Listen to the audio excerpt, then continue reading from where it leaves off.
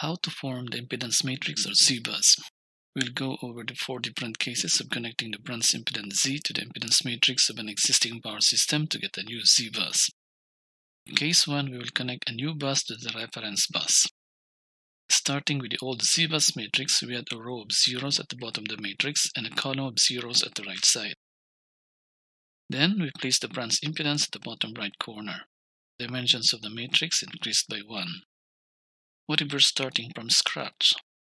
Then we just put the impedance as the only element of the matrix. For case 2, we'll connect a new bus to an existing bus K. At the bottom of the matrix, we will put the values of row K, while at the right side, we will put the values of column K. For example, if the existing bus K is bus 3, then we copy the third row of the old matrix and paste it at the bottom of the matrix. Also, we copy the third column of the old matrix and paste it at the right side of the matrix. Then we place the value at the intersection of the third row and third column to the bottom right corner of the matrix and add the branch impedance. The dimensions of the matrix also increased by 1. For case 3, we will connect an existing bus K to the reference bus. To complete this equation, we will put the value of the denominator here, the value of column K here, and the value of row K here. For example, if the existing bus K is bus 3, then we copy the third column of the old Z-bus matrix and place it here. Also, we copy the third row of the old matrix and place it here. We place the value of the intersection of third row and third column here and add the branch impedance.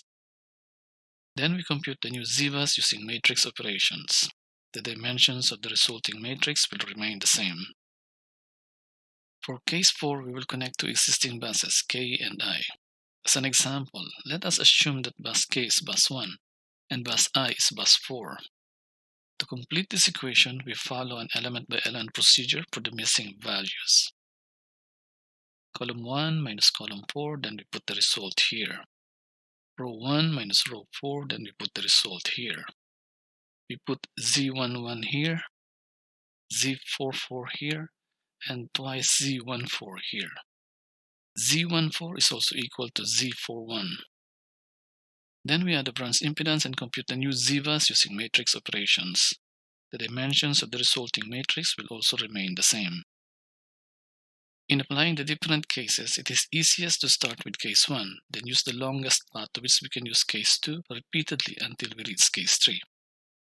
We then use case 4 for the last remaining connections. In this example, we use case 1 here to connect a new bus 1 to the reference bus. Then we use case 2 to connect a new bus 2 to an existing bus 1. After that, we use case 2 again, this time to connect a new bus 3 to the existing bus 2. Next, we use case 3 to connect an existing bus 3 to the reference bus. Lastly, we use case 4 to connect the existing bus 1 to the existing bus 3. Making the Z-bus has a lot more steps than that for the Y-bus, but we could only invert the Y-bus to get the Z-bus if there is a shunt admittance or if any bus is connected to the reference bus. Thanks for watching.